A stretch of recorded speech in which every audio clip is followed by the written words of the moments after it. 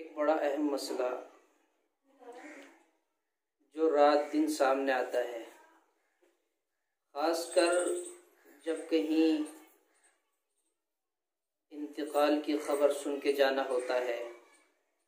हमारे यहाँ तो इलाक़े में अल्हम्दुलिल्लाह अक्सर लोग जानते हैं, लेकिन दूसरे इलाक़े में जब कहीं जाना होता है कब्रिस्तान, तो वहाँ नई नई बातें सुनने को मिलती हैं।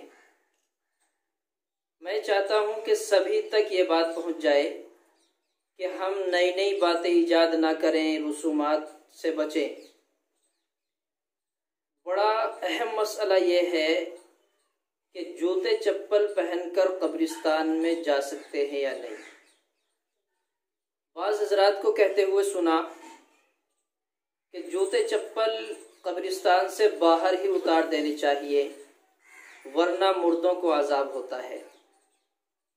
बाज़ हज़रात ये कहते हैं कि नाजायज़ है, गुनाह है, इसका असर मुर्दों पे पड़ता है। तरह तरह की बातें, सारी तो मेरे जहन में नहीं, मैं आप हज़रात को सिर्फ मसला बता देना चाहता हूँ।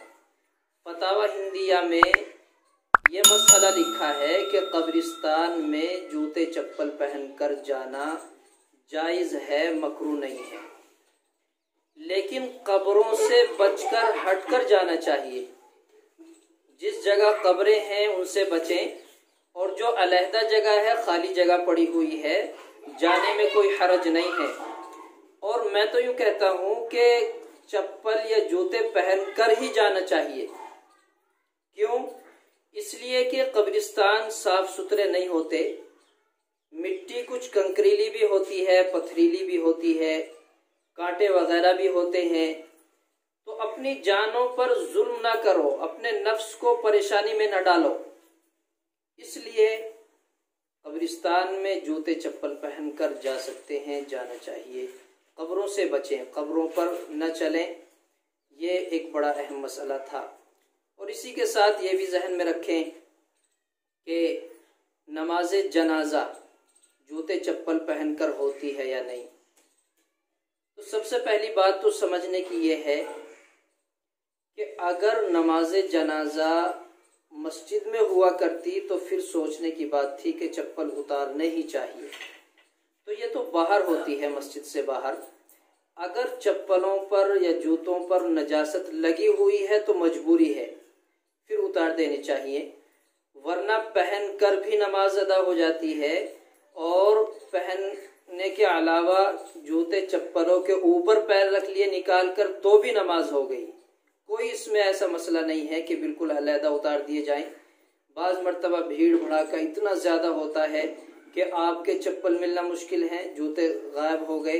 इतनी भीड़ होती है जनाजे में कि पहनना मुश्किल होता है। तो इसलिए मुनासिब ये है कि अगर साफ सुथरे हैं तो ज़्यादा करें तो उनके ऊपर पैर रख लें, वरना उतार दें, अलहदा ना रखें। अगर जगह साफ है, अच्छी जगह है, कोई निज़ाम ऐसा है कि वहाँ ईंटें वगैरह बिछी हुई हैं, साफ सुथरी जगह है, तो अलहदा उतार के रख दें। ये मसले जायज़ और नाजायज़ के नहीं हैं, ये तो बेहतर और अफजल के हैं। बेहतर क्या है, मुनासिब क्या है, तो मौके महल के एतबार से हमें इन मसलों को देखना चाहिए, गौर करना चाहिए। अगर जगह उतारने की है तो उतार लें, और कोई ऐसी जगह है जहाँ खुद गंदगी है, नापाकी, वहाँ नजासत लगी हुई है, तो फिर ना उतारे जाएं। इन मसलों को हम ऐसे अंदाज में पेश करते हैं कि इससे ज़्यादा फ़र्ज कोई और चीज़ है नहीं।